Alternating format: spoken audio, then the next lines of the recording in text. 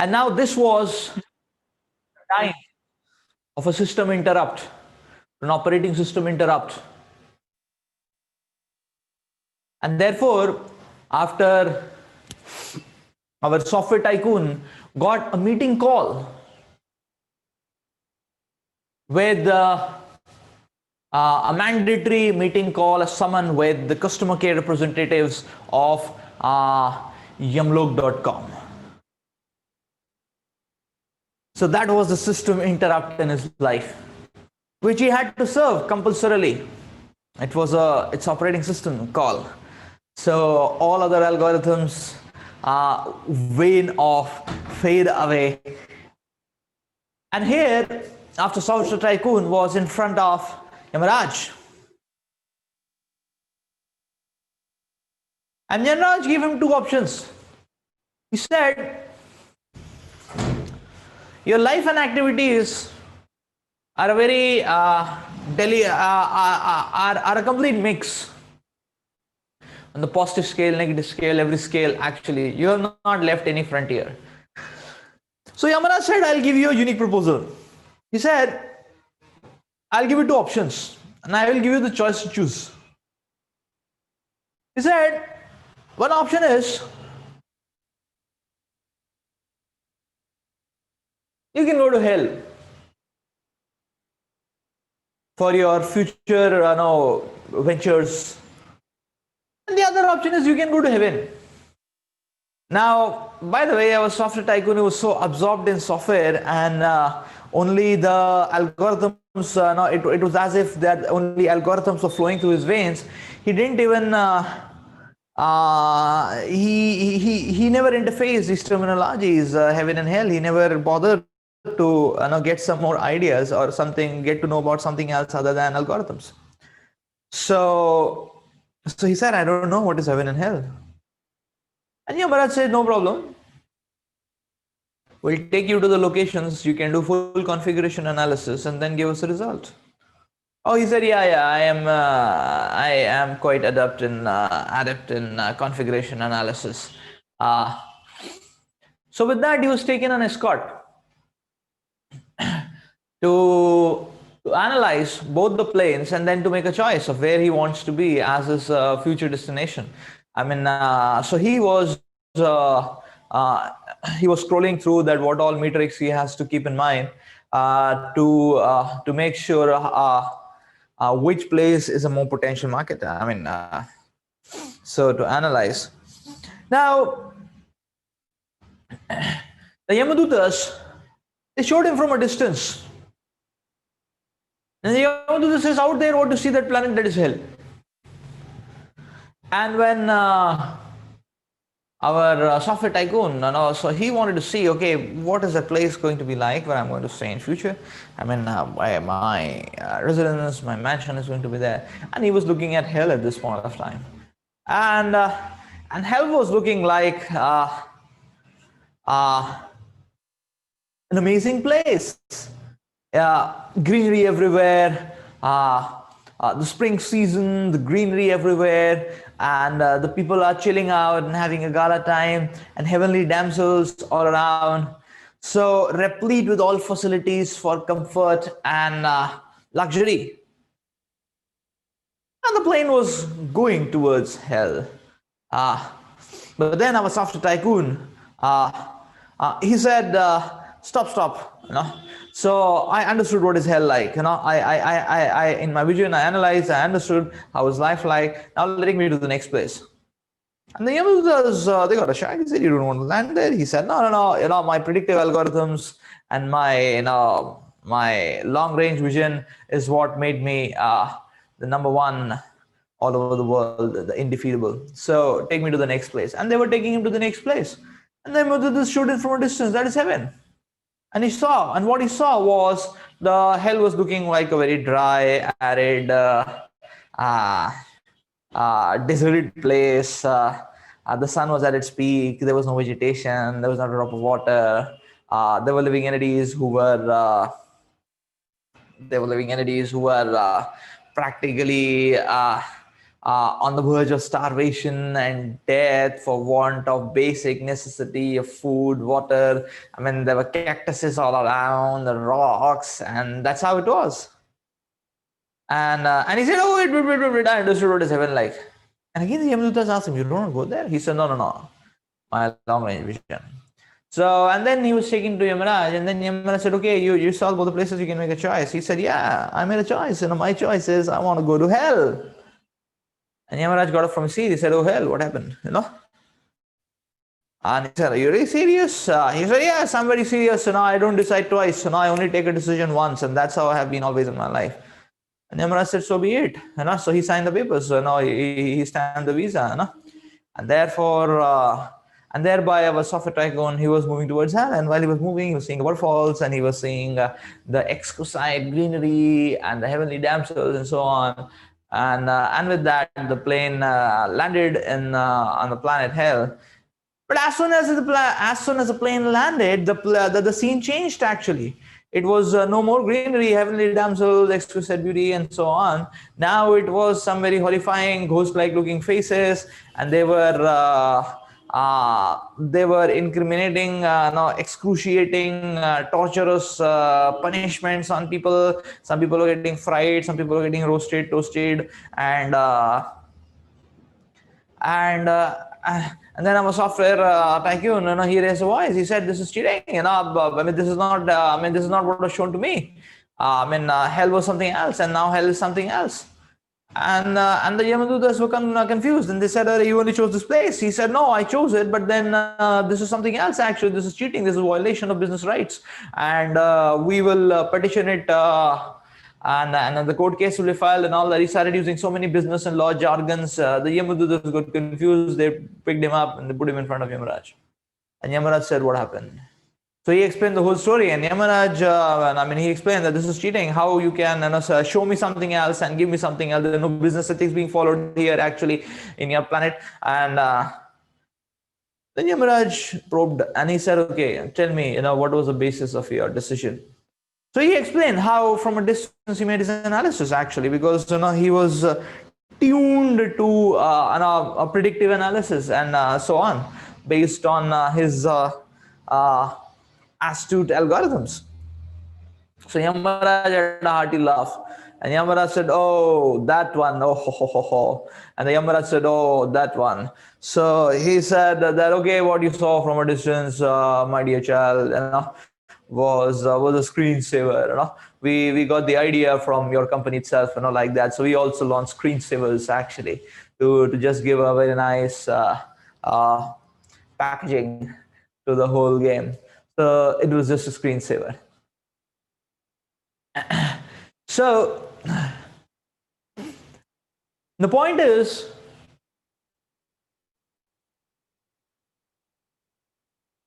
or the question which is of imperative importance in life is, what is a screensaver and what is a real flavor? What should be the goal and what is the loophole? What is substance and what is shadow? So many times people talk about hit and trial, random dynamics, just running around. People focus on running around, they don't focus on direction. So therefore, passion is focused on, but the direction matrix is still way out of focus. And with that, we'll end up into a very precarious predicament. Because you see, the point is, when it comes to a drama, then we can follow a hit and run methodology. That okay, you act in any way, slowly you start getting the emotions, slowly you start getting the feel. But life is not like that. Because life, there is no retake. So therefore, at the very beginning, it is very important for us to understand the substance and the shadow. Therefore, the most important and first parameter when it comes to life is that life should be meaningful. There should be substantiality in our life. It's just like in terms of physics, if you talk about that distance covered is of no value, but what is the value is what is your displacement. If you've covered a very long distance, but all you have done is that start at a point and come back to the same point, then what is the use of that? You are at the same place still. So therefore, displacement. Have you covered? Have you really gone forward, or you did some? No, you followed some trajectory and you are at the same place to start things all over again. That is the zoom in today's session.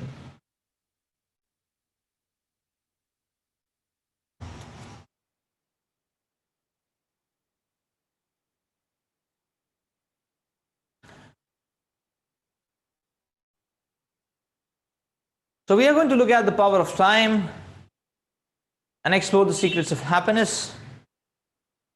A comparative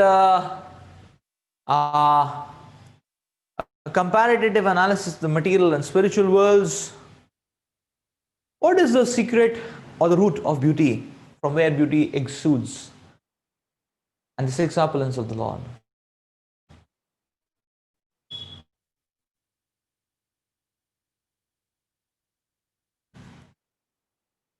Lord Krishna explains in Bhagavad Gita, among the subduers, I am time.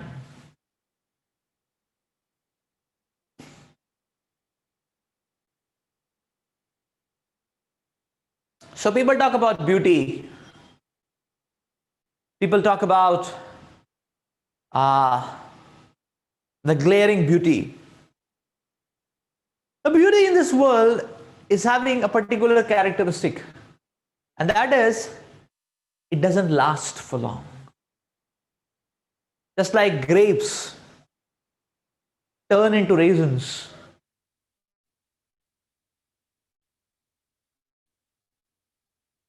It's just like, say for example, nowadays say in youth people give a lot of emphasis to romance.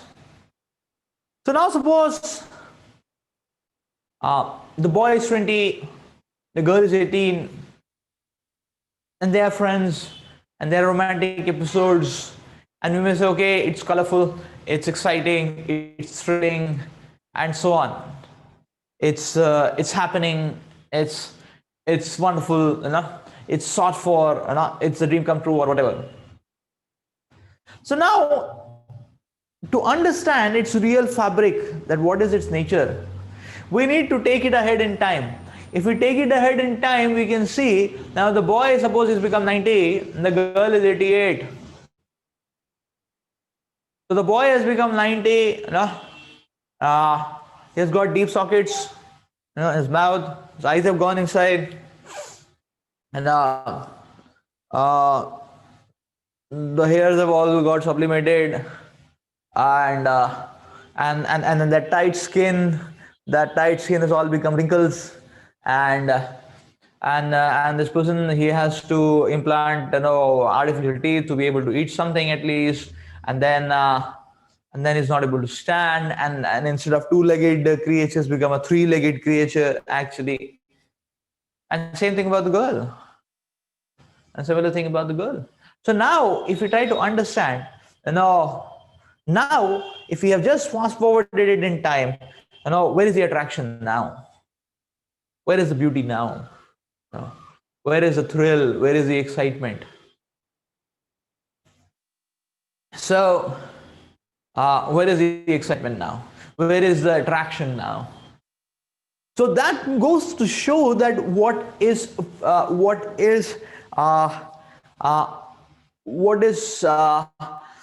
attractions we get caught for in the world are transient and temporary.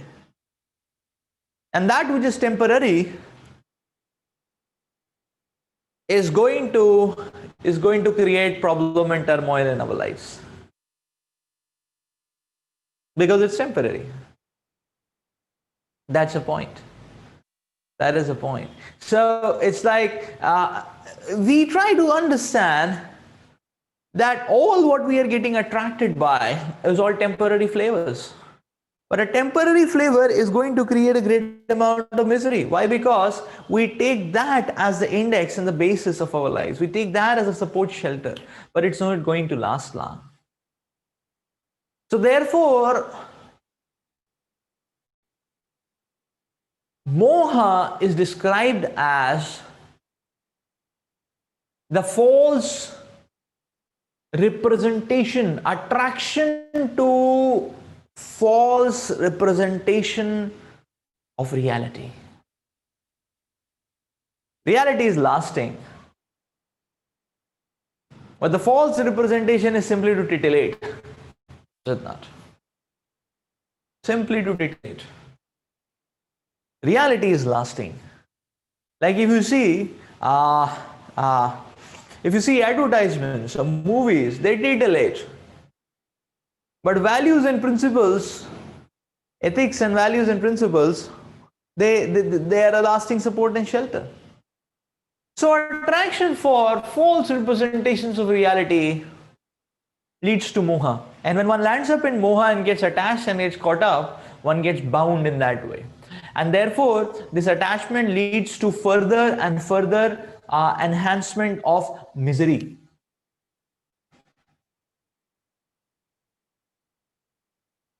So the attraction for land, wealth, woman, opposite sex, this is moha. This is moha. It doesn't last, it is not satisfying.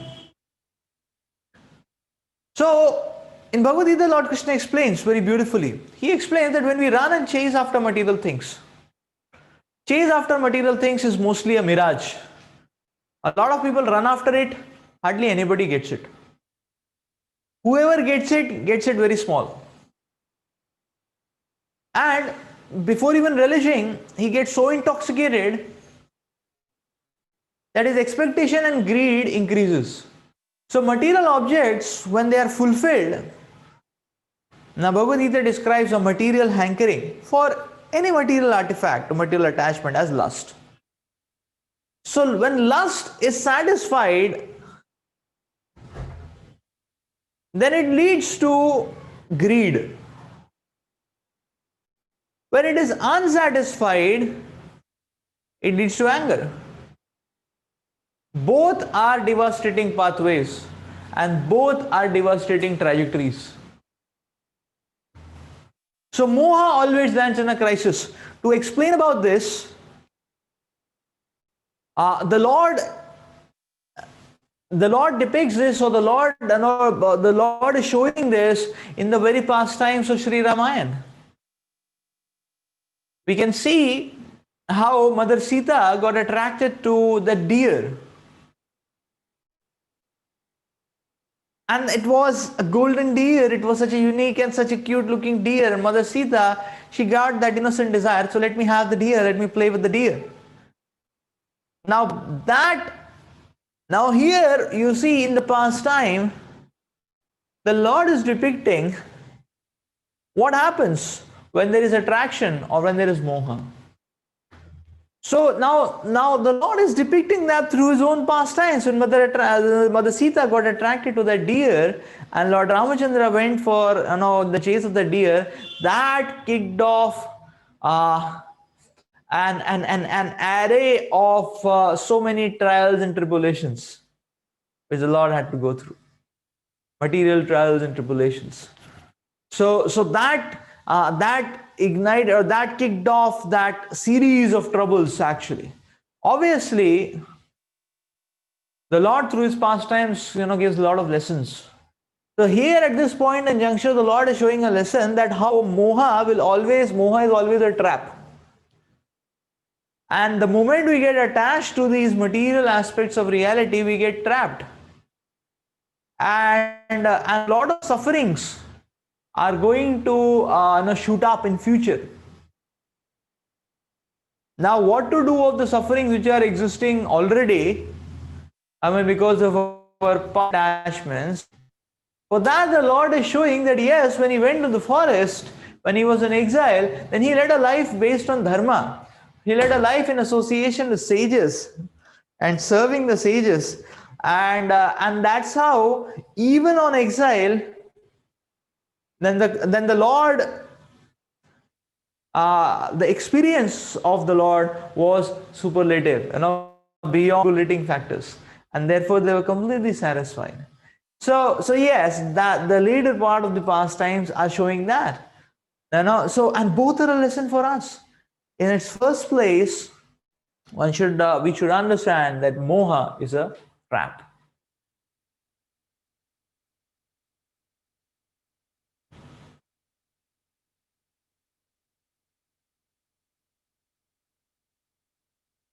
So now, if we try to pinpoint the problem, why do we get attracted? And this attraction to the material factors is so irresistible. So the scriptures explain that when the soul actually belongs to the spiritual world. That is our home. Soul comes to the material world, he forgets his identity as a spirit soul. And when he forgets his identity as a spirit soul, he foolishly thinks himself to be the material body made up of bones.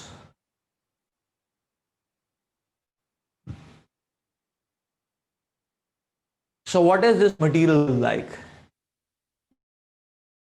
What is it?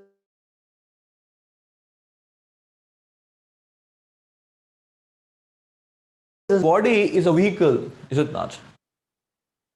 This body is a vehicle, but this body is an interesting kind of vehicle. Why? Because this vehicle can move in two directions. One is this vehicle gives full opportunity for us to move on the plane of illusion, intoxication, madness.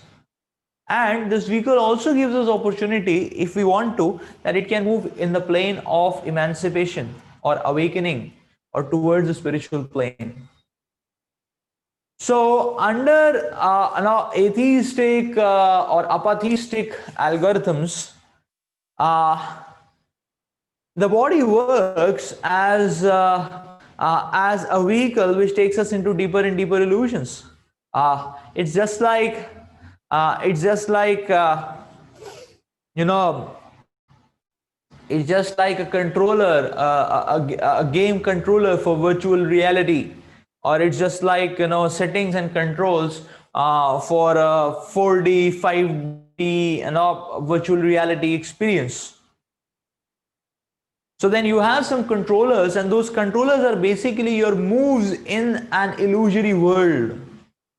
So when one is attached to the body, when one thinks that the body, the flesh and bones is all in all, then he is actually using the body as a controller in a 4D, 5D virtual reality show. And in that virtual reality show, there are going to be numerous problems, is it not? Like suppose if one is playing a video game of say warfare, then all what one is going to see is bloodshed and wounds, is it not? So that's illusion. Now one may say, okay, can there be something better than that? But if you have entered the video game which is only about warfare, then what can you find better than that? Is it not? It is only less blood, more blood, my blood or your blood, is it not? But it's all about blood. It's all about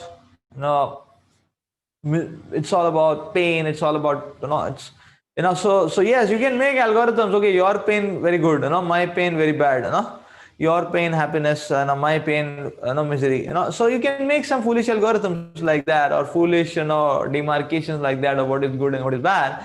But who has told us to enter that virtual game? Is it not?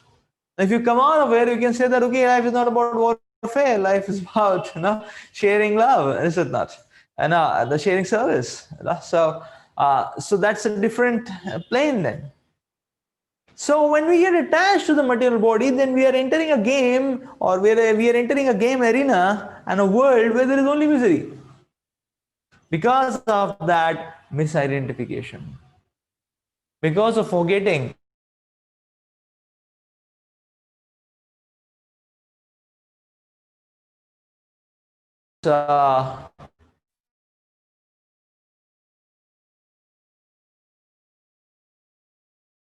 forgetful soul becomes attracted to the glittering illusion of the false beauty of the objects in the material world.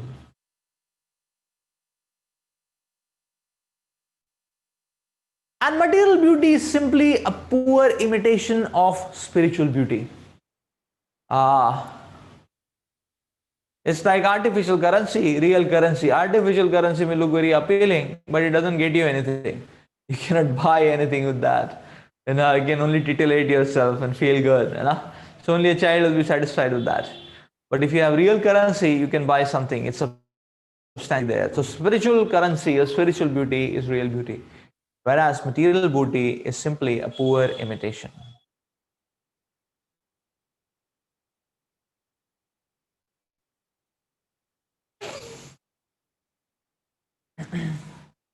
Bill Britt, the famous US multi-billionaire, in a speech at Irvine, California, one time made a very interesting statement.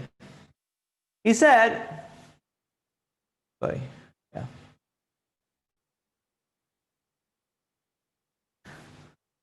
So he said, US is a mighty country, but where is our culture going to? Drugs, violence, divorces, sex? That's not the American dream. Where is our culture going to? So there are so many gadgets, but what is the direction of the culture? Where is the culture? Qualitatively, what is the matrix of culture?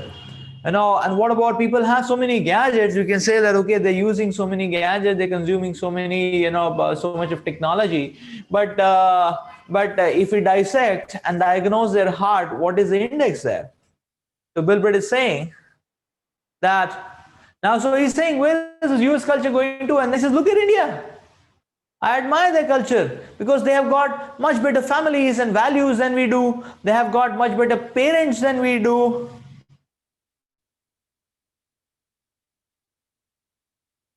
The families are much more united than ours. I respect their values.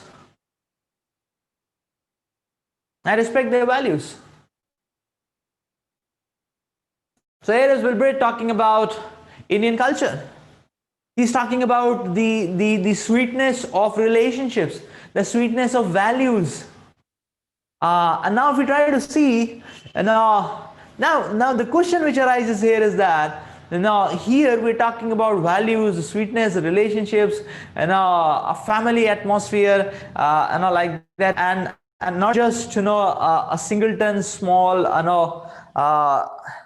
a singleton small family unit, but the whole city as a family, the whole society as a family.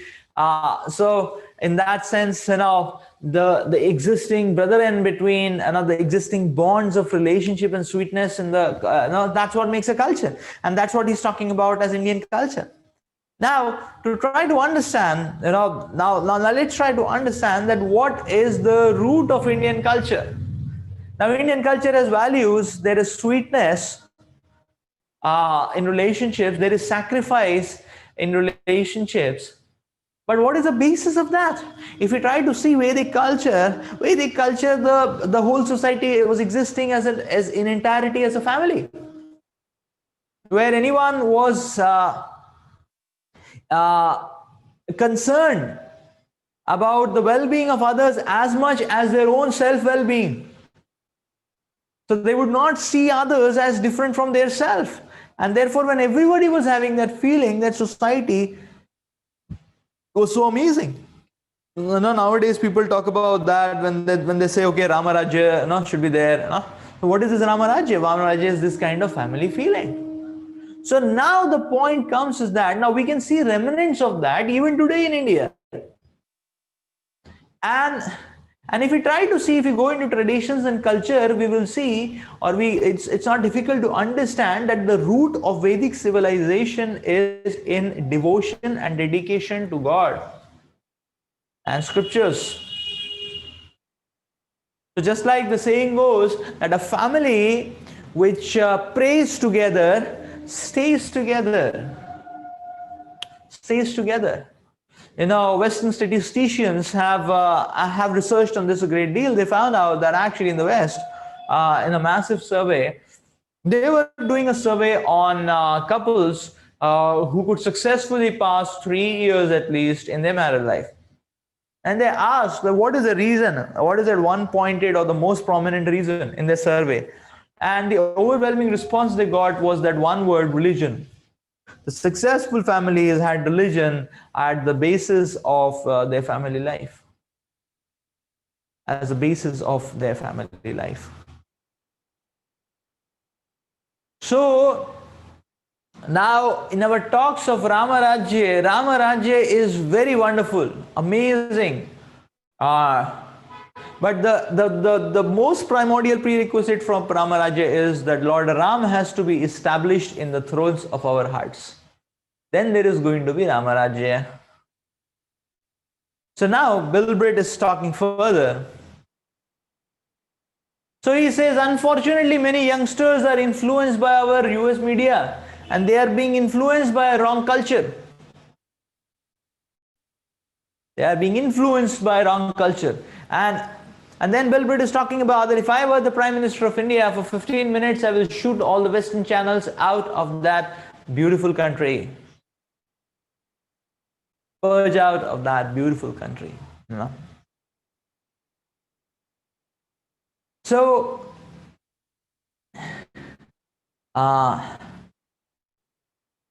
so what material drive is offering us is a shell.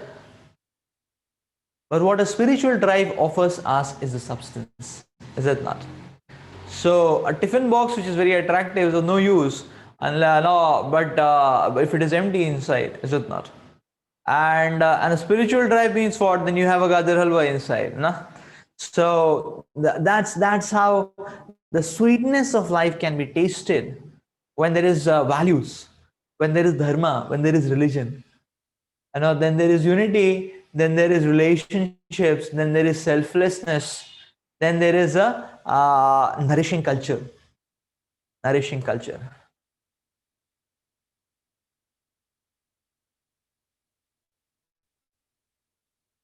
But many times people say that, okay, let me have a free life.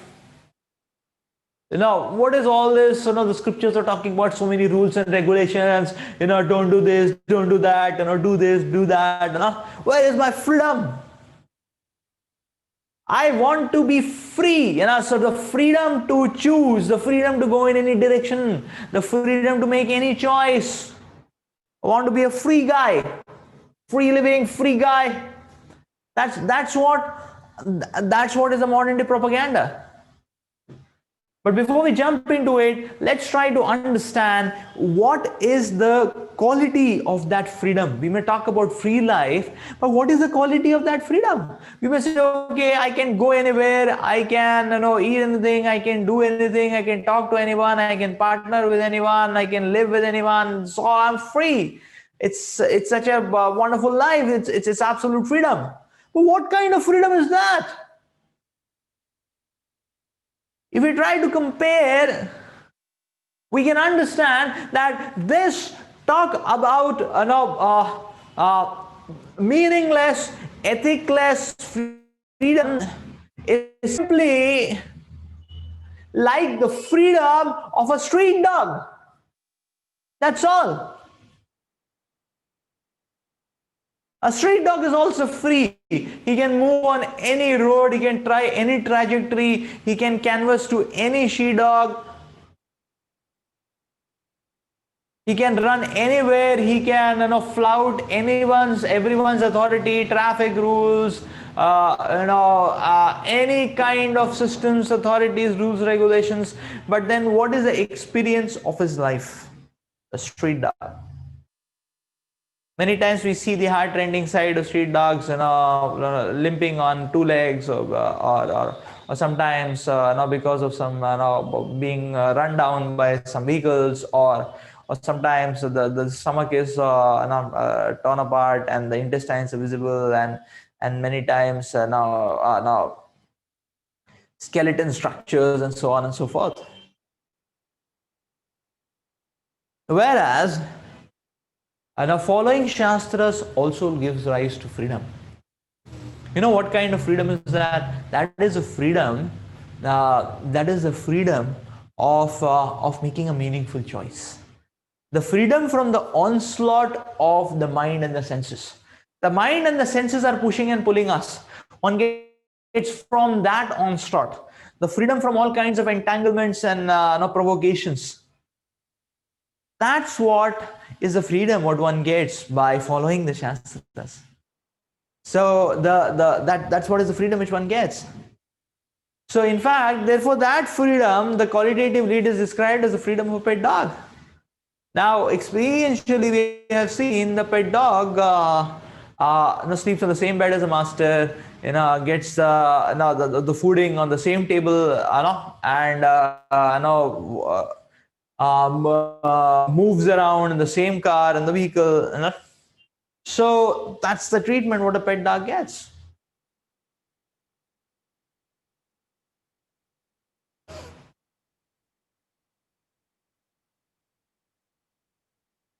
So material pleasures are always going to lead to frustrations.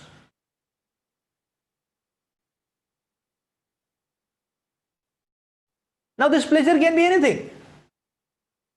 People run behind money. But many times actually we have seen that no matter how much money a person gets, never satisfied. Secondly, we have seen when people are chasing after money, the chase after money becomes so much prominent that people forget what are they supposed to do with that money. Like I had seen so many of my colleagues in multinational companies and business ventures, and they are so mad after money that they hardly have any time to take a single day holiday in their full whole year charter. They hardly have any time to even sleep properly, to even eat properly. Most of the time their eating is happening while moving from one place to another in a car, and that also with a mobile on call, on a business call and things like that. And that's the point. So they even forget that what are they supposed to do with that money? Then the happiness doesn't come in just getting money. You can use that money or spend it on something that will give you happiness. So spend it on some meaningful avenues with your family. That's what can give you happiness. So that is how mad these guys are. Similarly, people run behind name and fame. But name, fame, prestige is not going to last long. It's all relative. That's why there is a saying that the higher you go, the harder you fall. Sometimes people say that romance, sex, that's very exciting. What is the excitement in that? What is the excitement in that? If only sex were to give happiness, then prostitutes would be the happiest people in the world. But what is the index of their lives?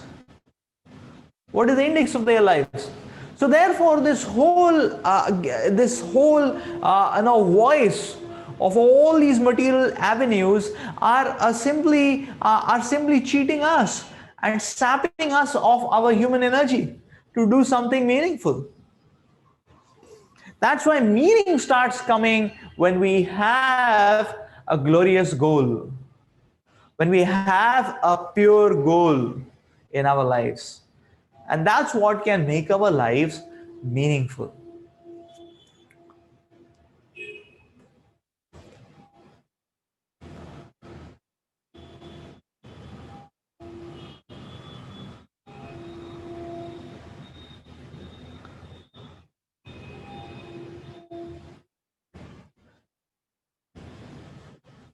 So yes, the soul comes from the spiritual world.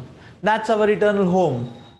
Beyond all these transient flavors, this razzle and dazzle, this waxing and waning, this coming and going, the spiritual world where we are in direct relationship with the Supreme Lord, which is an eternal place, devoid of dualities,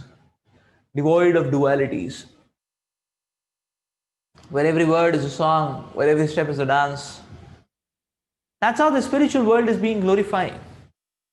That's how we see that the spiritual world is being glorified.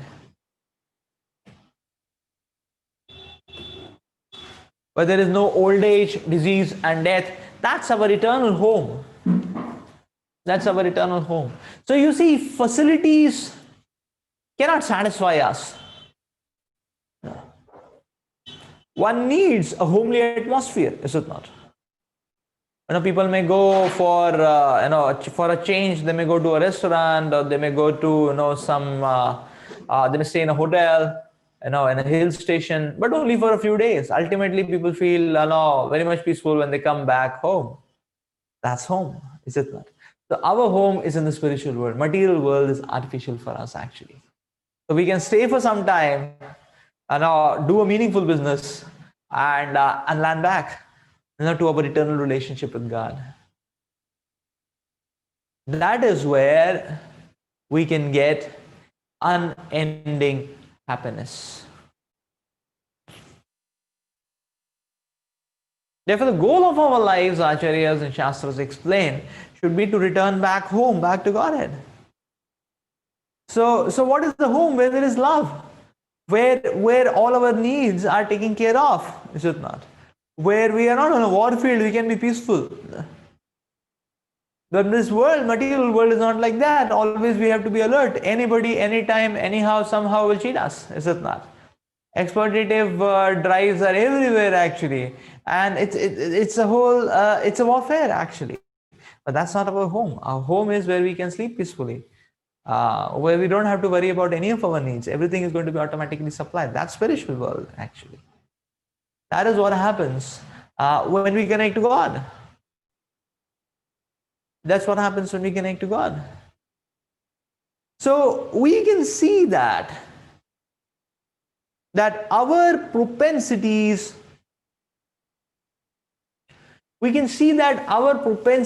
our desire for love, we have an innate nature to love, to be loved. Love is expressed through service, to serve and to be served, and that's the reciprocation. And this propensity, although it exists so prominently in each one of us, but this propensity doesn't get the satisfaction or doesn't get the fulfillment in this material world. It's just like if somebody is like a Dara Singh and his diet is say 50 chapatis, if he is given one chapati, half chapati, poor fellow will be more miserable. So we are actually residents of the spiritual world. We have we have had the experience of loving reciprocation with God, who is an ocean of love. So our capacity is oceanic. We need a Dara Singh diet, oceanic diet. But all the artifacts in this material world, all the kinds of relationships in this material world, whether it is a fiance, whether it is a girlfriend, whether it is friends, whether it is parents, relatives, everybody. So all these relationships, things, artifacts, everything is just is limited. It can offer us limited love. It's just like half a glass love, or one bucket of love, or one syntax tank of love. And that's it. But our need is much more than that. We are Dara Singh. So that need can only be satisfied by by God. So many times when people talk about love, people are talking about a very loving partner whom they can live with and share their joys and sorrows and all that. And many times what happens is that people are on the lookout for their dream partner, who can be a repository of all love and also, and life can be very wonderful and all that. So now what happens is that all that dreams are amazing and very exciting, until the point both of them marry. So once both of them marry, because they have such a big Mount Everest of expectation list from each other, actually, when they share that list, both get crushed under those mountains. Is it not? Now both get crushed under those mountains. Therefore, the material angle of love, is very nicely summarized very nicely summarized in the statement that love is blind, but marriage is the eye opener. So then they get crushed with those expectations, because the other partner, he has so much expectations, he or she has so much expectations from the other person, the person gets crushed. He said, my God, I have only limited capacity. Is it that? So, and then those who are just hanging on to the expectations, they'll end up in a breakup and divorce or whatever, turmoil, turbulence, and so on. But those who have some value systems, they start understanding that I have to change my expectations. From an expectation mindset, I need to go into a sacrificing mindset, an empathizing mindset, a service mindset, an adjusting mindset, a humility algorithms, and so on. And such people can. So that means then they start looking out, or they start taking shelter of a higher value, and that is how they are able to sustain together. This is not a higher value. So this all goes to show that in this world, all of us have a limited capacity to offer love and service. But everyone has a very a huge need of love, and that can be satisfied by the ocean of love. That's God.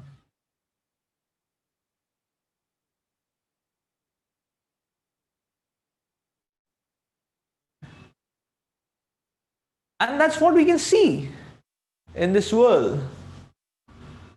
It is service. Relationships are based on service. Relationships are based on service. So you see, even in business, what kind of business relationships are valuable. So first of all, business relationships which are based on ethics. The person is trustworthy. He has a quality of integrity. Only such a business relationship is lasting.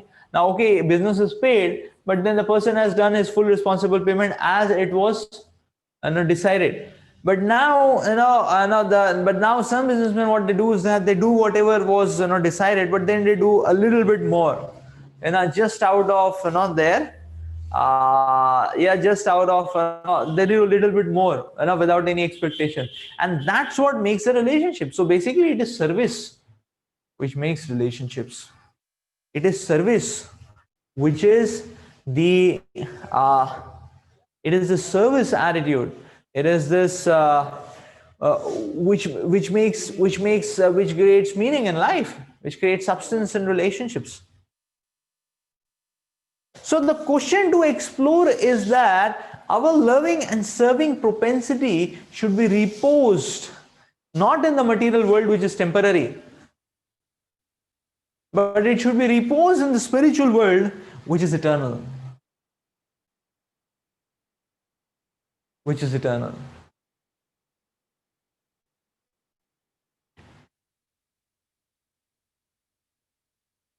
We should repose it in the spiritual world, our loving and service propensity, because we understood that God is the oceanic repository.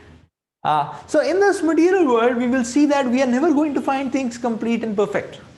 There is some or the other discrepancy in the whole, somewhere or the other, because it's material, is it not? Just like, you can understand that there are certain brands, any product you get out of it is going to be faulty sooner or later, is it not? So one should not take those brands, is it not? The brand material world or material is always faulty, somewhere or the other. So we will see that, there is always discrepancy. Just like, say, a person can be described by, or we can get to know of a person by his name, form, qualities. But we will see that in this world, name, form, qualities, everything perfect and complete, you don't find in anybody. Like somebody may be having a name, Chaturvedi, but he may be illiterate. Somebody may be having a name, Rupavati, but she may be looking like, very horrifying, is it not? So, or ugly, that way to say. So the name, so form. Somebody may look beautiful, but then you talk to that person, the heart is very, the heart is very dangerous. No, the looking beautiful, the heart is like a witch. So that way. So here in this material world, we may never find everything perfect and complete. Somebody may be having a name Lakshmipati, but then he may be begging on the side of the street. So there is incompleteness in this material world everywhere, in everyone, in each one of us as well.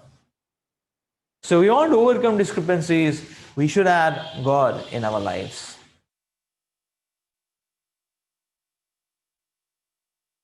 So here it is explained that, just like the nature, the characteristic nature of sugar, or the quality, intrinsic characteristic quality of sugar is to be sweet, we can say yes, the dharma of sugar is sweetness.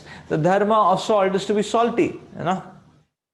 Similarly, the nature or the dharma of the soul is to serve God with unconditional love. That is our make. We cannot avoid that. The more we avoid it, the more we are going to land up into problems.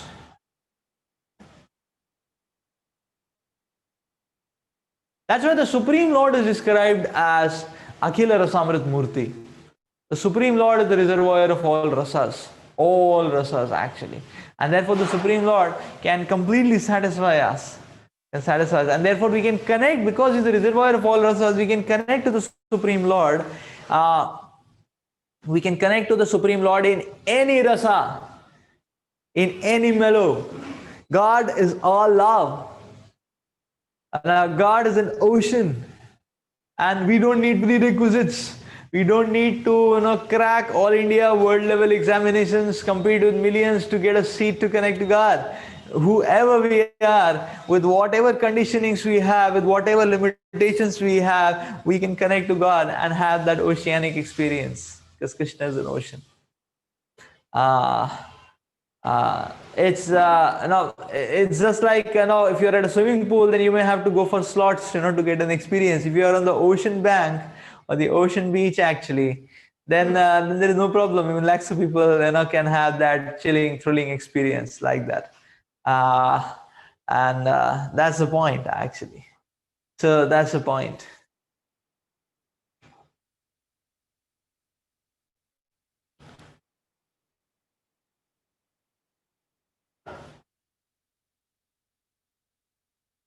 So what we hear about, the Lord's pastimes, when the Lord incarnates in the various avatars of the Lord, these pastimes are basically like a trailer, in which, the Lord comes to show this trailer, that how he lives in the spiritual world, how joyful life is. And so that we can really understand what happens in the spiritual world. Just like from here, if you want to understand, I mean, if just like for say tourism, there are these trailers, and they show the target tourism place. They say, okay, Switzerland, what a chilling place. You can really have a nice fun. Or we can say, okay, Australia, there are these iconic beaches, and you can really chill out, and the greenery and the kangaroos and so on. So that's the point, actually. And when one sees the trailer, then one can get captivated. Yeah, I want to chill out and go to that place, and not to have an experience for life. So in a similar way, the Lord is coming, and through his various pastimes, the Lord is giving a trailer of how wonderful life can be, and how miserable we have made, so just because of being separated from God. ये हाल बेहाल बना के रखा है, because we are not connecting to the Supreme Lord.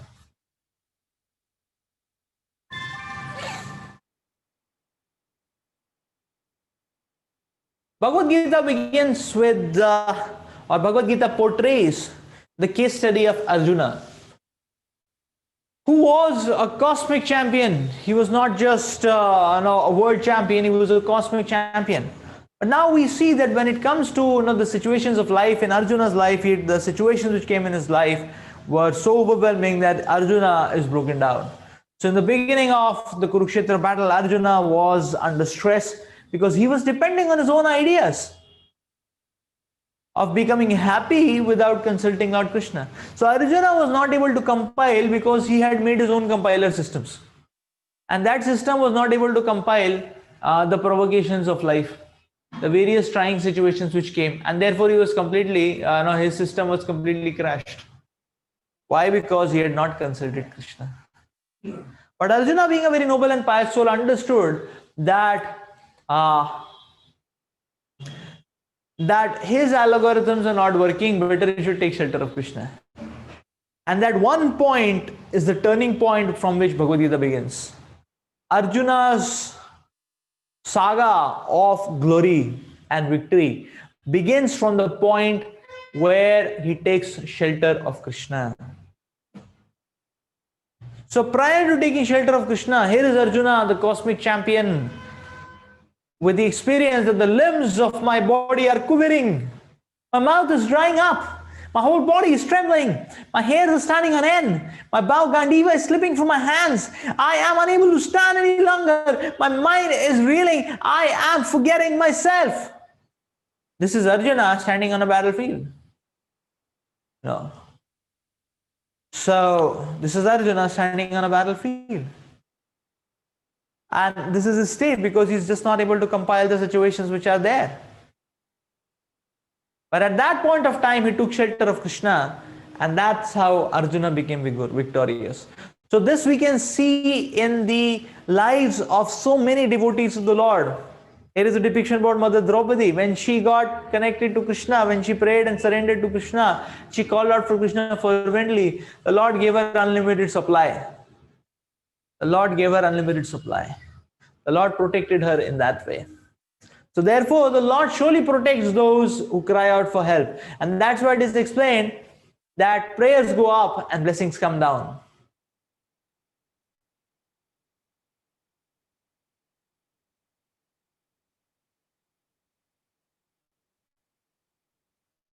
So we can become great by taking shelter of the great. The Acharyas give a very nice analogy. They explain that, you see, when a powerful river body is flowing, and especially when it is flowing from the mountainous regions towards the plains, then the vega, the speed is very fast, the force, the thrust is very fast. So any obstacle which comes in between is going to be shattered. So the river speed is very fast. It can actually swipe off anything. So sometimes there are mountain slides, the rocks fall off, and then suppose these rock boulders, mountain boulders have fallen off in the trajectory or in the bed of the river. We will see still the river makes its way somehow or the other, and in some time you will see that the entire boulder gets corroded, eroded, and all the Mother Ganges, or you can see these, the Mother Ganges and river bodies like Mother Ganges are so powerful, and when they are flowing down. So here it is explained that the river's flow will be so fast that even an elephant will not be able to withstand it. He will be flown off. But you can see that in the same river there are fishes, and they can flow or they can swim opposite to the flow of the current. Opposite to the flow of the current. Why is that so? Why is that so? Or you can see there may be, so even rocks and mountains can be uprooted, elephants are uprooted, but you can see there may be small, so much is uprooted, but then a fish is swimming opposite to the flow of the current. And Acharya is explaining the reason is why, because the fish is taking shelter of the river body. So this material world is overwhelming and great. And if we want to, and nobody can stand giving a challenge to the material energy. It is so powerful. But if we take shelter of the Lord, it is possible to even flow against the current. So one may say, okay, how to, so then many times the question may come that, okay, I don't want to I want to be proper, I want to be meaningful, but we get swayed off by these driving forces, the negative driving forces. So that's the river current. That's the river current, the flow of the flow of degradation. That's where it is. So how to save oneself from that? We take shelter of Krishna, then we can flow or we can swim against the current. Actually, that's what happens. So by surrendering, we can become free from sufferings and ultimately attain to the spiritual world. So therefore, Sanjay is describing in Bhagavad Gita, Yatra Yogeshwara Krishna, Yatra Partha Dhanurdara, Tatra Shri Vijayo Murti, Bhutir, Dhruva Nitir Matir Mama. Wherever there is Krishna, the master of all mystics, and wherever there is Arjuna, the supreme archer, there will also certainly be opulence, victory, extraordinary power and morality. That is my opinion. So we can see, yes, the Pandavas were 5, the Kauravas were 100. Yet the Pandavas won the battle because Krishna was on their side. So anyone who follows the footsteps of Arjuna by living a life of character, competence, and devotion to Shri Krishna will be successful eventually.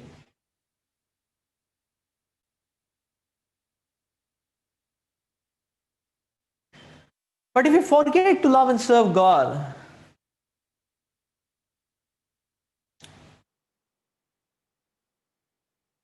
and land up in temporary and false relationships, which get finished in time, the various centeredness, whether it is spouse centeredness or whether it is a family centeredness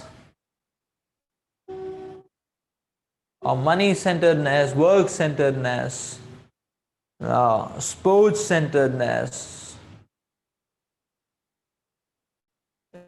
pleasure centeredness, or it's friend or enemy centeredness, or it's a dog centeredness. All of these are simply flickering. All of these are simply titillations. Titillations don't heal. Titillations only make us reel, make the head reel, and titillations don't heal actually, don't heal. But when we take shelter of the eternal, then we have the lasting zeal.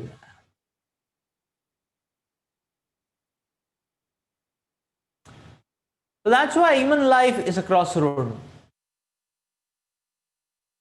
Eat, drink, and be merry is the road or the pathway which takes us to hell and hellish life even in this life. Whereas the dharma, the principles of dharma, lead us to the spiritual world, and even in this life, the best of the experiences.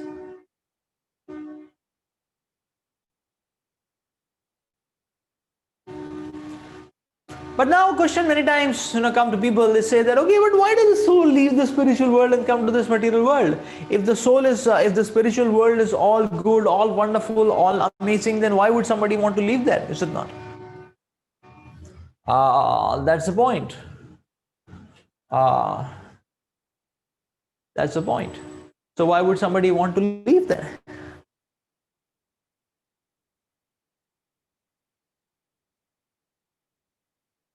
Yeah. So here there is the acharyas explain the beautiful analogy of this toy kitchen actually. So now everything starts with the desire of the little girl. So the little girl is seeing the mother is cooking, and she's very happy eating the beautiful. Not the beautiful, the tasty and the delicious dishes that the mother is cooking, and she's very happy tasting and relishing them. Now, but then she gets a desire that mother, I'm going to cook actually. And one day the girl has gone into the kitchen and she's standing, and then the mother comes. The girl has already wore the apron and everything, and she's already in that determined decision that I'm going to cook today. And the mother is, and then the little girl, she's telling the mother that, mother, I'm going to cook today, and you better go to watch the TV or you go to sleep, and I'm going to make a 10-course meal, and we'll have a good feast, okay? And today, my turn. Today, I am going to drive it, and you are not going to be in the kitchen also. And the mother is very excited. The mother is feeling very happy. The mother is smiling. The mother says, okay, that's all. That's all good, baby. You just sit down, and I will make a good feast today. Don't worry. So, but the little girl is becoming adamant. She's becoming restless. She's banging on the floor, and she wants to cook. Actually, now the mother is in a fuss. What to do with this girl? And she actually cannot cook, but she's so adamant and stubborn about cooking. So therefore, what the mother is going to do is that the mother gets a toy kitchen, as what you can see in the slide for the little girl actually. And this toy kitchen has everything what one will have in the kitchen. You see, there are vegetables, there are all kinds of cooking utensils. That's the wonderful toy kitchen.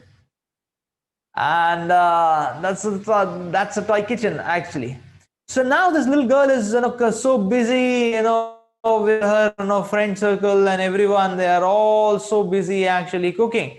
And then she's cooking so many items and all that, and she's so absorbed in cooking. She's not making any fuss, she's not naughty, she's not crying, she's just cooking, most absorbed, like that. And all that goes till the time there are some signals which start shooting out, or from the little girl. Some butterflies start flying in her stomach, and the butterfly slowly becomes jackals, and the and then the jackals are howling, and then they get converted into lions, and lions are roaring.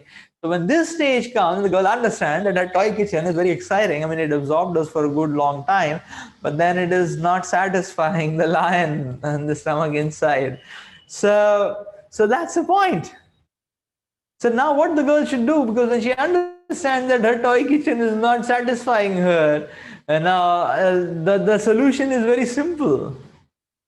So what we should learn, what the girl can do actually. So this little sweet little girl actually, she goes back to the kitchen, she peeps in, and the mother understands that this girl is peeping in, and the mother is asking, so your feast is ready, shall we take lunch? And this girl is looking up, down, here and there, and then she runs actually and hides her head in the sari of his mother, embracing her legs, and the mother picks her up in her lap, and the mother says, don't worry, little child, we have a good feast today, let's enjoy, is it not?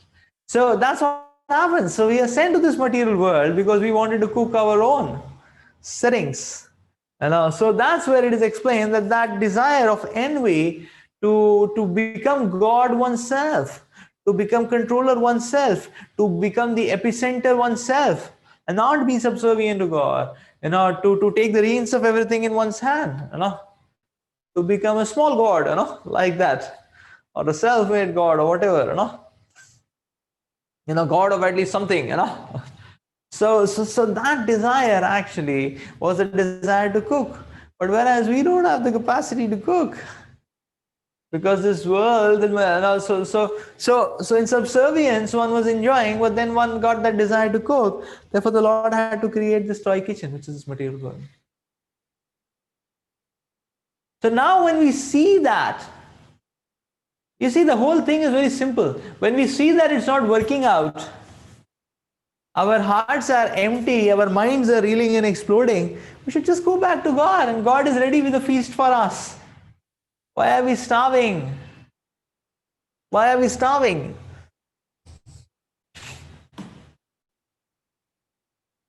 But if we keep on maintaining the rebellious attitude, then this world is like a prison house, and we are like a kedi, is it not? So you see, a kedi has a number, is it not? A kedi number 420, that's a number, is it not? So we also have our number, Aadhaar number, roll number, PAN number, whatever, all these numbers are there. They are basically KD numbers, is it not? Nothing else, is it not? That's all. And a Kaidi has its own dress, white with black strips and all. We also have a stripped dress, you see there are these, we also have a stripped dress, like that. There are these strips and all, is it not? So this is a Kaidi dress actually, that's the whole point. So, a human body is also like a Kaidi dress. So therefore it is explained that, this is another analogy, another way in which the Shastras and Acharyas explain this material world. It's like a prison house. In the prison house, there is punishment. The basic necessities are given. Just like here also, we can find food, we can find air, we can find water, everything we can find. But then everything is under punishment. There is stress and strain everywhere. There are these fourfold problems, there are threefold miseries. But mind it, the point to remember is that the purpose of a prison is not torture. The purpose or the goal of the prison is reformation. When a teacher is chastising the child, her motivation is not to derive some sadistic pleasure. Her teacher is to reform, her motivation is to reform the child so that he can succeed, so that he can go forward, he can make a good life. That's the whole point. So the purpose of this material world is to favor us, because the moment we get rectified, then our eternal future is going to be very bright. That's why this material world is existing.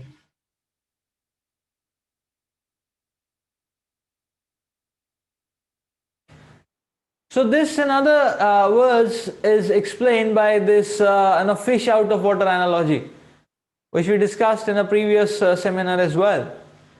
So any material facility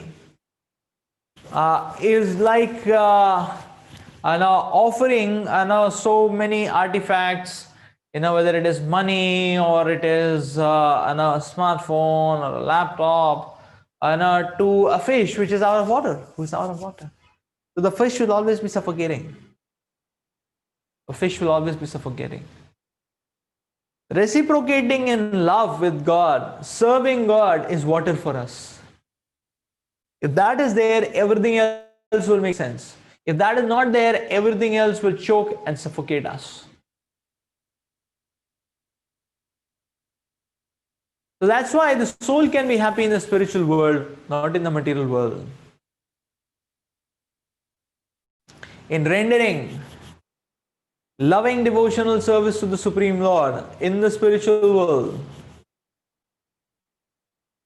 not in the material world where he chases after the mirage of material pleasures and gets cheated.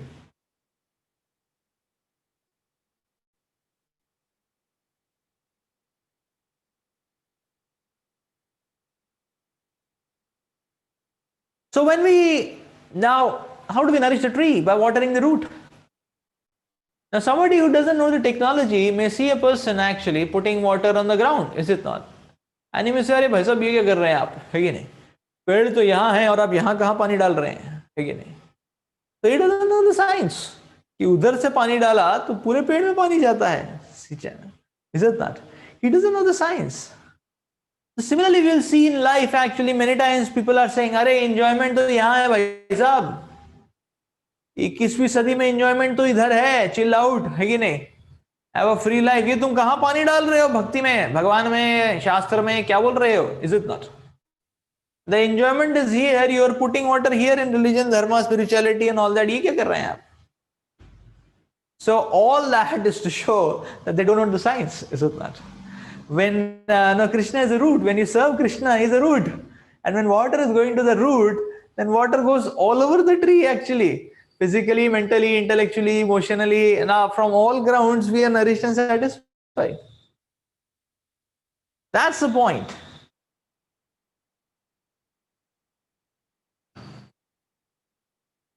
One time, the various parts of the body got together. They didn't inform the stomach. Other than that, all the other parts got together and they had a meeting. And they were trying to decide. They were wanting to discuss that who is having an important contribution. All of them were emphasizing their contribution. The hand was saying, you see, I grab the food items. I was saying, no, I see it, I point it out. Is it not? The legs were saying, no, I reach to it so that you can grab. The teeth were saying, no, I make it, processable. Is it not? But all of them came to a unanimous conclusion that yes, that they all have some tangible contribution. There is only one organ, which is having no contribution. That is the stomach. And then they were making the point, the agenda was coming that we are working so hard and all the food is going to the stomach. Why should it be like that? So therefore the result in the meeting, we boycott, hadtal. So we are working so hard, but the stomach is enjoying. All the food goes to the stomach. हमको मिलना चाहिए food, है कि नहीं? हमारा हिस्सा. So they started doing hartal. So now they were sitting on hartal. So now what was happening? Because it was hartal, like nobody was doing its job. So the eyes were not seeing the food. Legs were not going there. The hands were not grabbing. The teeth were not chewing. So the stomach was not getting any food. And they were feeling so happy. Yeah, the stomach is not getting any food. Yeah, you see, it's our contribution and the stomach is not getting any food. But then after some days, what happened is that all the organs of the body started feeling weak and emaciated.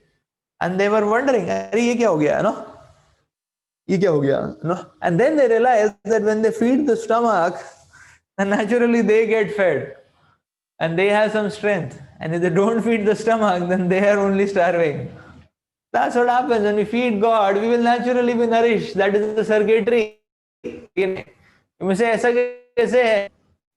ऐसा कैसे है? लेकिन ऐसा ही circuitry है. इसको बोलते हैं circuitry. So therefore it is explained in the Shastra that we are part and parcel of the Supreme Lord, and the part can only be happy when the part serves the whole, that is the stomach. So when we serve God, we can be happy. Okay, so yeah, so you can take a minute, you can think of think about yeah, so you can take and think about 5 qualities of the divine and the demoniac. Let's take a few seconds and think about it, and then let's discuss it out.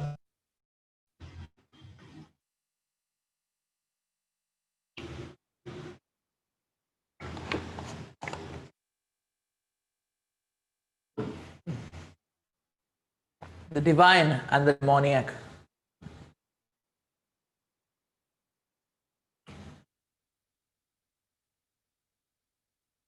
The divine obeys the laws of God. They focus about selfless service to God. They consider everything as gift and mercy of God. So therefore the divine, they think twice before acting. What is in the offering for the divine? An eternal life of bliss and knowledge of the goal. But whereas for the demoniac, there is immediate pleasures of the goal actually. So here there is Yudhishthira Maharaj, the divine, and the other is Duryodhana. Even if you won everything, still he was restless, is it not? So you see in the 14 years of exile, the incognito exile of the Pandavas, the Pandavas were very peaceful, if you see. Why? And blissful. Why? Because they were serving the sages, they were living with the sages, they were having a very nice time. They were so spiritual and they were so, life for them was so meaningful. But whereas Duryodhana had everything, the Pandavas had nothing, they were satisfied. And Duryodhana had everything because he had the full ruling, all powers, but he was completely in anxiety. Why? Because he was fearing that these Pandavas, they're still alive, they'll take back my kingdom. So when he had it, then also he didn't enjoy. That's the point. So materially an attached person, or a materialistic person, whether he has or he doesn't have, it doesn't matter because he is never going to relish.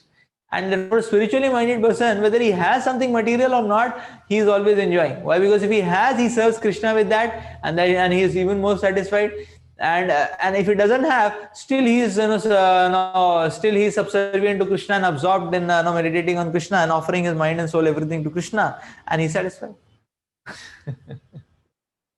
So that's why now this understanding, why are we discussing about this differentiation between the divine and the demoniac? The point is that we become now divine, demoniac, we have both these natures in us. Now which nature is going to overpower us depends on which nature we feed.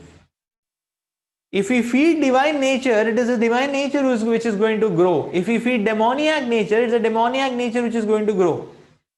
It depends on what we feed. That's what is going to grow. It's science. It's not abrupt, it's not random. So somebody says, no, मेरा ऐसा ही है, ऐसा ही नहीं है. आपने वैसा ही feed किया है, इसलिए ऐसे हो गया है. Now you change the food. So what does it mean to feed the divine nature? To feed the divine nature means to read the scriptures. So we are feeding our intelligence with positive thoughts and positive inputs. To associate with saintly personalities. To endeavor to lead a life based on principles. To pray to Lord for directions. That's giving food for the divine nature. And then you will see, so surely the divine nature will blossom. Divine nature will blossom. So the Shastras explain, various scriptures are talking about that, yes, we are the lost son of a millionaire father. And the lost son of a millionaire father in his lost state is so miserable, but the moment he connects to his father, he has all facilities. So we are like this, the left, you see that son is crying, so we are all like that. Put us, let's put us in that place, we're crying and no facilities, everything is dark, dreary, horrifying and all that. But our destiny, we don't have to remain like that eternally. We know the address of God. There in that photo, the child may not be knowing where is his father, but we know the address of God. The Shastras are giving us the address. The devotees are telling us the address. We just have to log into that address, and so in fact, when we chant the holy names, we are making a call to the Lord and says, "Here I am, pick me up." Is it not? Please pick me up. Please give me some supplies. Is it not? So that's like contacting God, and we'll see we contact, everything is going to come to us. If we will see, if we just by sincerely connecting to God, by sincerely chanting, everything is going to come in our lives. Actually.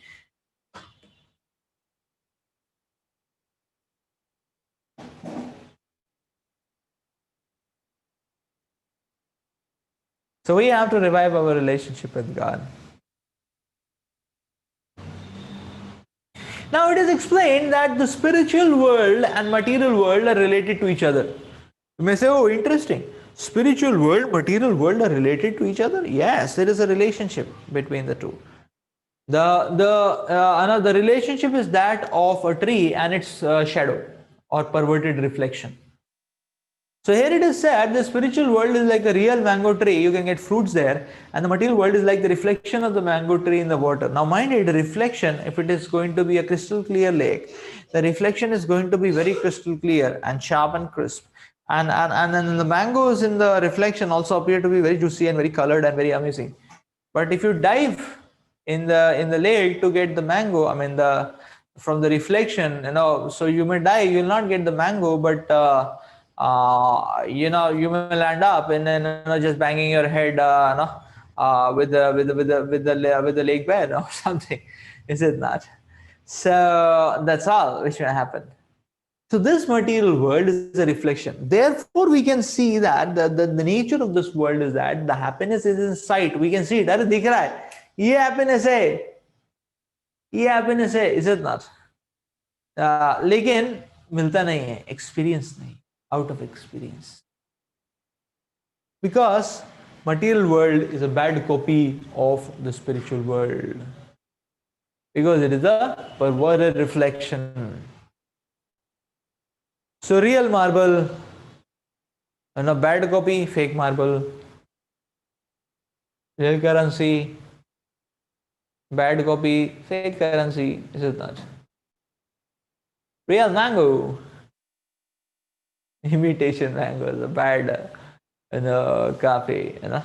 Now this is real beauty. That is spiritual beauty, and this is material beauty. Is it not?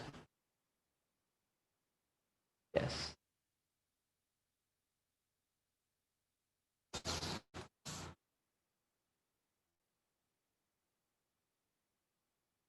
So the scriptures give an interesting story. The story of liquid beauty. So one time there was a handsome, stinking rich, prince, and but spoiled one, spoiled one, good for nothing, vagabond, not James Bond, but vagabond. So he got attracted to a beautiful girl. The girl was virtuous, the girl was saintly, but the prince, his attraction was sensual. He got external and sensual. He was on his materialistic. He wanted to satisfy his materialistic passions. So he approached the girl and he proposed to her. And the girl said that yes, will and the girl heard the prince and all his materialistic ideas and all his materialistic attachments, and he wanted to marry the girl, and he was proposing, and the girl said, "Okay, I'll agree to your proposal, but please come after 1 week." So the prince was so jubilated, and he was just counting days for that 1 week because he will get his dream girl. And after 1 week, he came to his dream girl's door. A lady opened the door. The lady was looking very emaciated and ugly, and he thought, "Oh, he's a maid," like that. He made a frown on his face. He said, "Okay, call your mistress," And the girl didn't do anything. And he said, "Hey, call your mistress." The girl didn't do anything. The girl, and I was just gazing at him. He said, "Call your mistress." And looking into her eyes, and he said, "Call your mistress." But when he really looked into her eyes, he really tried to, he was getting, because of this, again, he started getting some understanding. And in his understanding, I mean, he started getting some understanding, and then that maid's face was looking like the mistress' face, and then when he started gazing, he started realizing, oh, this is the same beautiful girl. But she's feeling, she's become so weak and emaciated. The color, the luster in her body has got completely faded off. The body has become a complete skeleton in a week. What has happened? What has happened? And the girl started saying, oh, planes, you got a googly, So don't worry, So she said, actually, you were not attached to me. I knew that, right from the beginning, So you were just attached to this lustrous body, actually. So you are attached to this bodily beauty. So what I have done is that, my dear prince, I have taken off the beauty from my body and I have stored it for you. You can enjoy that. So Prince was, puzzled, but then a bit excited, a bit puzzled, a bit surprised. He was in a mix of babble of emotions, and then he said, "Okay, where is that beauty?" He wanted to see that, experience that, and the girl said, "Okay, come." And she showed the way, actually, and there were drums, and then she said, "Just open any of them." No, there were drums and containers there, and then she said, "Just open any of them there." So he opened those drums, Uh, and when he opened those drums, he saw, what he saw was, what he saw was, stinking, such a foul, stinking, dump of all vomit and stool and everything and all that. It was intolerable for him. He said, "Yeah, what is that?" And then the girl explained that, you see, the prince, the point is that you were so attached to that flesh, the tight skin and that flesh which is looking like, glowing and all that. He said, this 1 week, I just took a dose of laxatives and purgatives, because of which, the excessive vomit and motions, so because of that, now what you're seeing is the real me, actually, in that sense, and all that ingredients which came out of that real me, which was what was looking beautiful for you, are all there in that dump, actually. In this way, this saintly and virtuous girl taught a lesson to the prince, actually, to not be simply lusting around the external beauty, and therefore the story is called as a story of liquid beauty. So we see that yes, what you can see in the left is that same beautiful girl, but now she's emaciated, and this prince is getting the awakening of his life because of the virtuous nature of the girl. So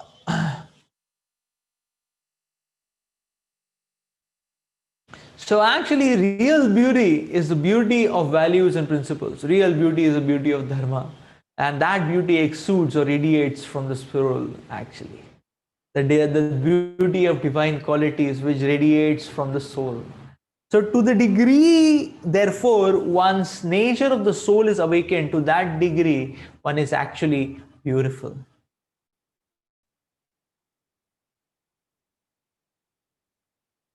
So beauty is not in the material body, which is a bag of bones and flesh, but in the spirit soul, who is a part and parcel of the supremely attractive personality of Godhead. So the supremely attractive personality of Godhead. Yeah.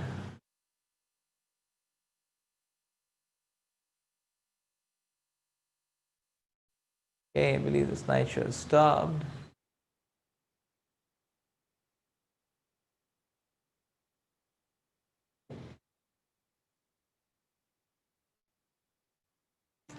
So we may say, yes, the body is beautiful.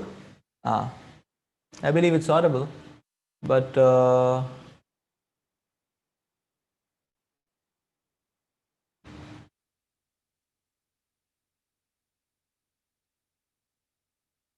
okay, let's change the settings a bit.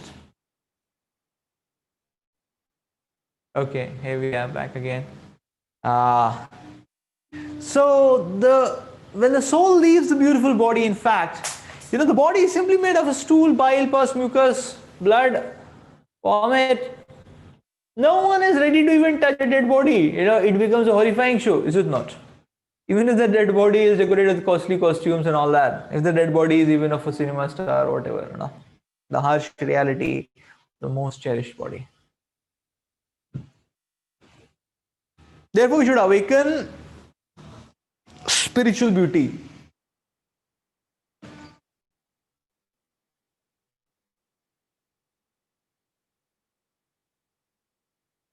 So Krishna is full of 6 opulences. And now opulences are coming from the Supreme Lord. We will see, the name Krishna is called as all attractive. Now, in this world, we see that any one person exhibits even one little opulence of any kind, he seems to be attractive. Krishna exhibits all the opulences in full. So Parachar Muni explains the definition of Bhagavan as one who exhibits 6 opulences in full, and that's what the meaning of the name Krishna is. They're not the all attractive. So the 6 opulences are all wealth. The Lord is having all wealth, and so all wealth actually we can see in the pastimes of the Lord. In Dwarka, the Lord made 16,108 palaces, bedecked with made of jewels and pearls and emeralds, and these palaces were so magnificent they were putting to shame Indra's palace in heaven. So the Lord is having all wealth. Actually, He is Lakshmipati. So where He is, money is there following, like that.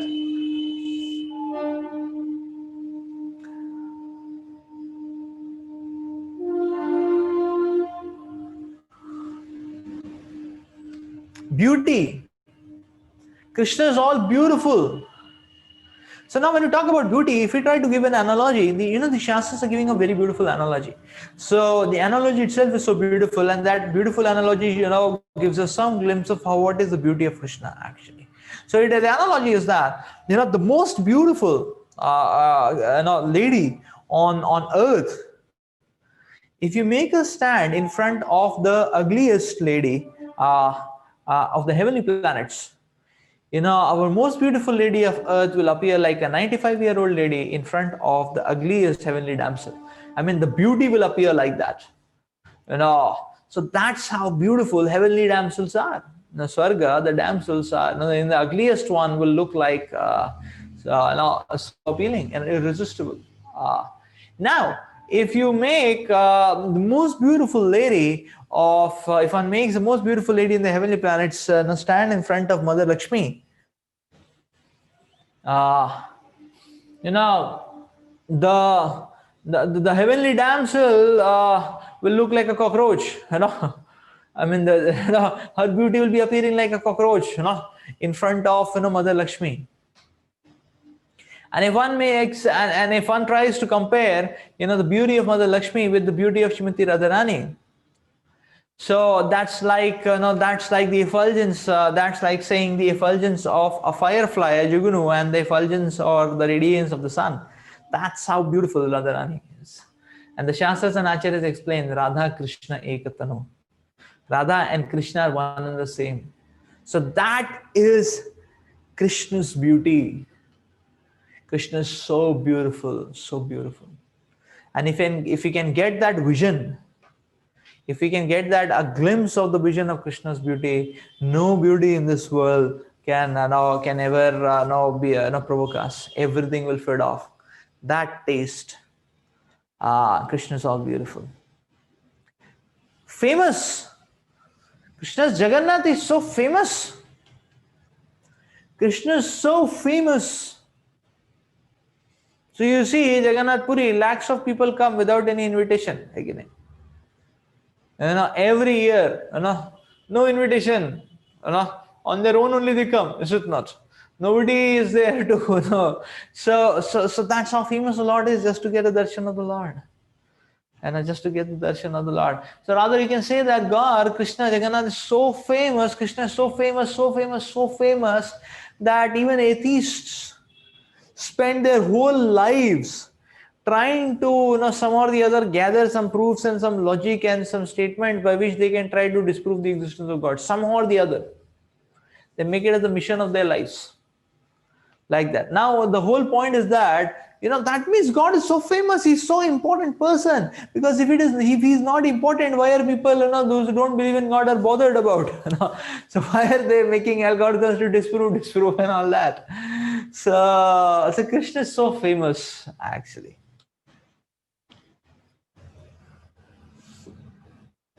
Knowledge. So you see, if we talk about Bhagavad Gita is a 45 minutes extempore the Lord gave on the heated grounds of the battlefield. And that extempore comes out to be the masterpiece of literature, of advice, of guidance, covering all possible tips and tricks, a manual for life. Which is incomparable, which is invincible. There is no competition. It is such superlative. Bhagavad Gita stands at the acme of its perfection of a masterpiece. That's what is Krishna's knowledge, is it not? Now just imagine we are in sound sleep. Somebody gives us 4 slaps on our face, and and when we get up and then he asks a question. What knowledge will come out? Is it not? We completely so you see, or when when there is pressurizing situation, then whatever we know we forget, is it not? But Krishna is giving, in that trying situation, is giving a 45 minutes extempore, and that's the masterpiece, Bhagavad Gita. That's how knowledgeable Krishna is. Renunciation, the Lord is ready to become Parthasarthi, the ruler of the universe. The control of the universe, is ready to take such a lowly position, humble position of being the driver for his devotee Arjuna. That is the Supreme Lord, all renounced. Strength. So Krishna in his childhood, in the 7-year-old episode of pastime, lifted the Govardhan. So lifted the Govardhan. And the Lord is establishing, now somebody says his God is to give the Govardhan test. The Lord is so strong, is it not? And effortlessly is lifting, is it not? That is Krishna, effortlessly, that's Krishna. So amazing.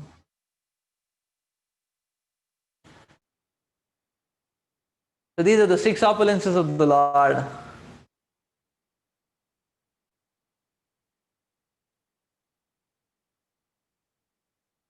So yes, in this material world, these opulence may reflect in some tiny puny drops actually, and the drops itself become attractive. But actually, why to be satisfied with the drop?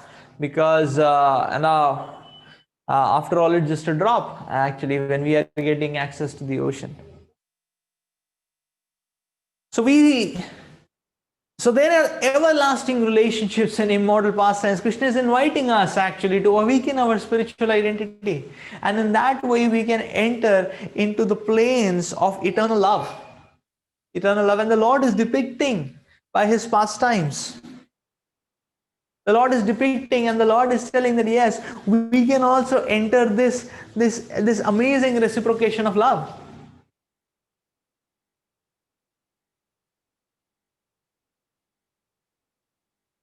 When Krishna was very small and he was about to turn 5, then it was declared that okay, now Krishna is turning 5. Now he is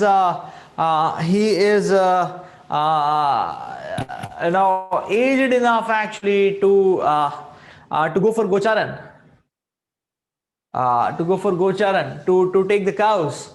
And mind it, Nanda Baba had 9 lakh cows, and Krishna was supposed to take them, or for herding into the vanas of Vrindavan or Govardhan or not. It's so that ceremony was there, and the next day Krishna was supposed to go on his first herding the cows pastime and episode, and that's how it was.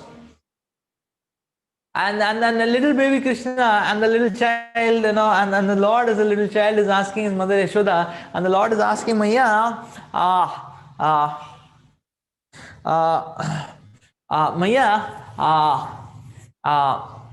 I'm going, so tomorrow I'm going for, herding the cows. And the mother said, yes, I have the dress ready for you, and this is the lathi you can take, and this is, and here I will give you your fooding, the tiffin you can carry, and then the mother is telling, and these are the shoes you can wear. And Krishna is looking at his footwear, and Krishna is looking at, what all arrangements the Maya has done for him. And then Lord Krishna starts asking, so mother, where are the shoes for the cows? And the mother looks around and he says, oops, what is this question? She said, no, there are no shoes for the cows, no shoes for the cows. You wear shoes and go, you have a nice time, And Krishna is not feeling good about it. And Krishna is saying, what is this? This is this is a violation of human rights. And Krishna is telling that, and then that little child Krishna is telling that, see, the cows don't wear shoes. Actually, why should I wear shoes? If the cows don't wear shoes, I am also not going to wear shoes. No shoes I am going to wear. I am going to go like this, barefoot. It is my decision. I decide, and so be it. And that was Krishna's statement. And feeling like this, a bit angry and disappointed, actually the Lord went, thumping his feet, actually, and the Lord went to take rest. So now the cows heard it, actually. They heard that Krishna is not going to wear Krishna is not going to wear shoes, actually, and Krishna is going to go on these grounds of Vrindavan, in the pastures of Vrindavan, without any shoes. And then in the cows, their heart was breaking, thinking that this little child Krishna, his feet are as soft as butter, and his feet will be pricked by thorns, and his feet will be pricked by stones, the sharp pointed edges of the stones, actually. And therefore the cows, they really became so restless, they were not able to hold themselves, actually. And it is, and in their desperation, all the cows actually, they swerved around, and they were so restless, and then they broke off. Basically, they come out of their rope shackles, actually, and all of them in the night, it is explained that all of them in the night, actually, they went all over the land of Vrindavan, and they crushed every stone, every pebble. They crushed and pulverized every stone and every pebble, so that in the morning when Krishna will come, then Krishna's feet should experience that softness. Krishna's feet should not be hit by any stone, pebbles or something. And that's why even today, if you go to Vrindavan, the land, the Vrajaraj is very soft, like Johnson & Johnson talcum powder. So that is the love of the cows. That is the love of the cows for Krishna. And what is Krishna's love for the cows? Then we saw Krishna's love for the cows, and Krishna wanted equal rights. And now Krishna, when he takes the cows for Gocharan Leela, actually, now Krishna, when he wants to call all the cows, Krishna calls all the cows by their names and calls them to come back. So Krishna sits in Tera Kadamba and he plays his intoxicating melodious flute, and this flute, and by the play of his flute, Krishna calls out the name of each and every cow. Every cow listens her name being called, and she comes running back to where Krishna is. This is Krishna's love. And at sometimes, one particular cow wants to reiterate and reconfirm that what is Krishna's love for her. And therefore she thinks, I'm not going to go back. Krishna is calling my name. I heard my name being called, but I'm not going to go back. So she hides herself, here, inside some bush somewhere. And now Krishna, when all the cows come back, Krishna does his counting and he sees that, okay, in 9 lakh, one cow is missing. And then Krishna goes into the pastures, into the forest to search for that cow, finds that cow, find that cow, cajoles that cow, embraces that cow, and very lovingly brings that cow along with him. That is Krishna's reciprocation. This is spiritual world. This is everlasting relationships. This is everlasting relationships. And then Krishna is playing with the gopas. And when Krishna is playing with the gopas in the gopa pastimes, actually, so now the gopas are playing, actually, and in their play, now all of a sudden, then they're realizing, and where is Krishna? Where is Krishna? Everybody's asking. They're running around, they were running around and they're playing. But now they're looking for, where is Krishna? Where is Krishna? They're downhill to Govardhan. And then one gopa is able to see, oh, there is Krishna, up on the hill, up on the hill. And then everybody is able to see, oh, Krishna is up on the hill actually, and we are down the hill actually. And then one Gopa starts running, and then the Gopa is, crying out loudly, I am going to reach Krishna first. I am going to catch Krishna first. And the Gopa is running at his top speed and he's shouting, I'm going to catch Krishna first. I'm going to reach Krishna first, reach Krishna first. And he's shouting like that, and in the heart of the heart, he's thinking that I'm shouting, to simply, to simply provoke and instigate others to run. But I really want that all others should reach Krishna first. And I can simply behold how everyone else is reaching Krishna first, and I can rejoice in their victory. So this Gopa is thinking like that. And the other Gopas, everyone starts shouting, starts running at the top of their, with the top speeds and shouting, I'm going to reach Krishna first, I'm going to reach Krishna first, I'm going to touch Krishna first. And every Gopa is thinking like this, let me be most enthusiastic to inspire others to be more enthusiastic than me and be victorious, and that I can relish. And every Gopa is thinking like this, that is their love for each other, that is their love for Krishna. And when they're running to catch Krishna, how Krishna reciprocates. Krishna expands himself into as many forms as their Gopas. So what happens in that race is everybody reaches Krishna first and everybody catches Krishna first. That is Krishna's love. That is Krishna's love for the Gopas. In that same way, we see in the gopis pastime also, Krishna expands for the gopis, to dance with each of them. So he just doesn't expand for the sake of the gopis. Krishna expands for the sake of the gopas. Krishna expands for the sake of the cows. That is Krishna's love, and Krishna is inviting us to this, to awaken this, inviting us to the spiritual world, to awaken this everlasting relationship, and be completely drowned in that oceanic love, which the Lord is sharing and distributing with his devotees, Thank you. This is real substance, the goal. Everything else, everything material, a loophole.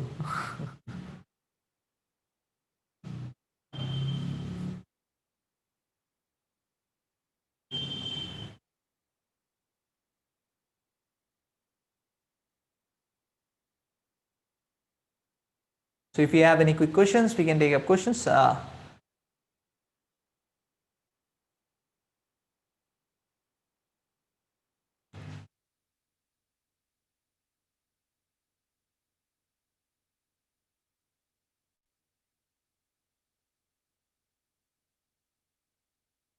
Okay, so thank you all for your enthusiastic participation. We stop here for today. Think about this: the spiritual world is all amazing, and spiritual world is a matter of consciousness. When we connect to Krishna, then we are awakening our spiritual personality and our spiritual identity. And we awaken our spiritual identity, our material identity gets gets tuned to that. It's just like iron in a fire. When matter is in spirit, then the matter becomes fiery. So even in this existence becomes much more meaningful and sublime. And our this life becomes much more meaningful and sublime when we connect to, or when we awaken our spiritual identity, in connecting to Krishna and experiencing that oceanic love. So yeah, so that is the opportunity in front of us, where we all can experience that oceanic bliss and joy right now, right here in this material. Thank you.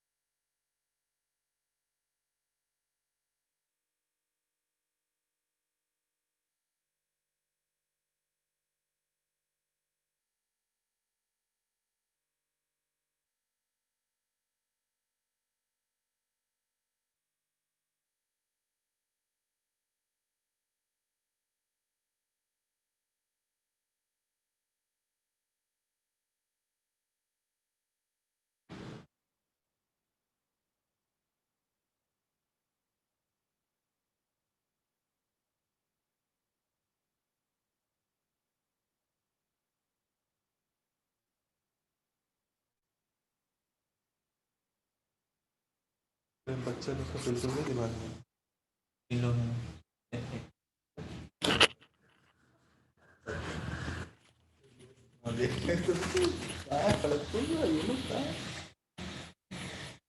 इधर कोई doubt है क्या?